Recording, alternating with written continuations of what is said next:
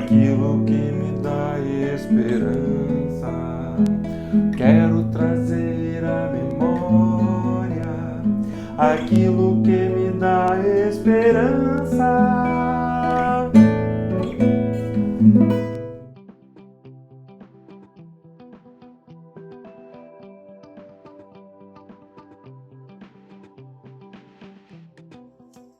Bom dia, irmãos, é muito bom estar com vocês aqui para mais uma dose de esperança.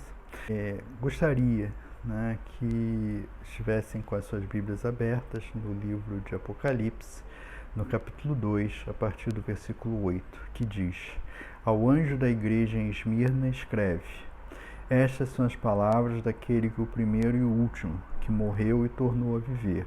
Conheço as tuas aflições e a sua pobreza, mas você é rico. Conheço a blasfêmia dos que se dizem judeus, mas não são, sendo antes sinagoga de Satanás. Não tenha medo do que vocês estão prestes a sofrer. O diabo lançará alguns de vocês na prisão para prová-los, e vocês sofrerão perseguição durante muitos dias. Seja fiel até a morte, e eu lhe darei a coroa da vida. Aquele que tem ouvidos, ouça o que o Espírito diz às igrejas. O vencedor, de modo algum, sofrerá a segunda morte. Irmãos, esse mais uma das palavras, mais um dos textos que nós estamos compartilhando aqui sobre as 7 igrejas da Ásia, no Apocalipse, hoje sobre a igreja de Esmirna, que é uma parte muito interessante dessas cartas, porque fala de uma igreja que estava vivendo uma vida correta e perfeita diante de Deus. Eles estavam buscando de uma forma de serem firmes na fé, de buscarem o Senhor, de enfrentarem dificuldades e tribulações que eram muito fortes naquele contexto onde eles viviam. Primeiro o apóstolo João, trazendo a revelação de Jesus Cristo, nos diz que eles estavam sofrendo uma oposição muito grande. Veja, muitos dos primeiros cristãos eram judeus, a grande maioria era, mas havia uma dissensão entre os judeus de Esmirna, entre aqueles que tinham seguido a Jesus e aqueles que não tinham seguido. E isso era um foco de oposição. Além disso, além de uma dissensão entre a família, entre amigos, entre pessoas muito próximas, eles sofriam ali o fato de eles não terem recursos, de eles serem um grupo humilde, de serem um grupo de pessoas que não tinham grandes, não tinham fortuna, não tinham dinheiro, não tinham posição, mas diante disso, eles se mantêm fiéis. E o Espírito Santo os orienta a permanecer fiéis, porque coloca diante deles dificuldades que eles teriam.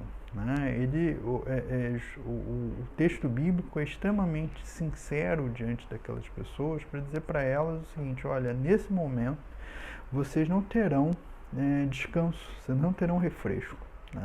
Mas ele assegura a eles que se eles permanecessem fiéis até o último momento, o Senhor mesmo os coroaria. Nós temos hoje, esse dia que começa hoje, muitos de vocês estão diante de tribulações, muitos de vocês estão diante de dificuldades, muitos de vocês estão diante de tensões, de incertezas.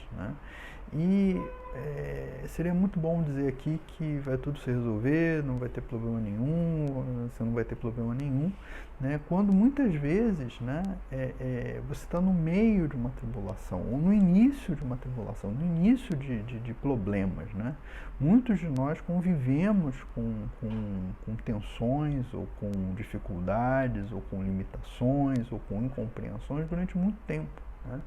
Mas a palavra aqui não é que magicamente isso vai acabar, ou isso vai deixar de existir. A palavra aqui é que o Senhor está conosco em todas essas circunstâncias, que o Senhor nos protegerá em todas essas circunstâncias, que o Senhor será o nosso refúgio e fortaleza, será o nosso escudo, que nos protegerá nos tempos de angústia e dificuldade, que Ele colocará as suas asas sobre nós e nos protegerá estradas e das dificuldades, que Ele nos guardará diante das adversidades, de todas as situações, né, que nos representem perigo, né, que o Senhor utilizará as tribulações, os problemas e as complicações da vida para que nós aprendamos, para que nós cresçamos, para que nós sejamos pessoas melhores.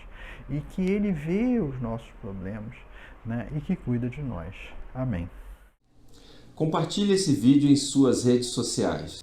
Ajude-nos a ampliar o alcance das publicações que nós fazemos para vocês. Siga-nos aqui no Facebook, no YouTube e no Instagram. Ore pelo nosso ministério para que possamos alcançar cada vez mais pessoas. Em nome de Jesus, Cristo é a nossa paz.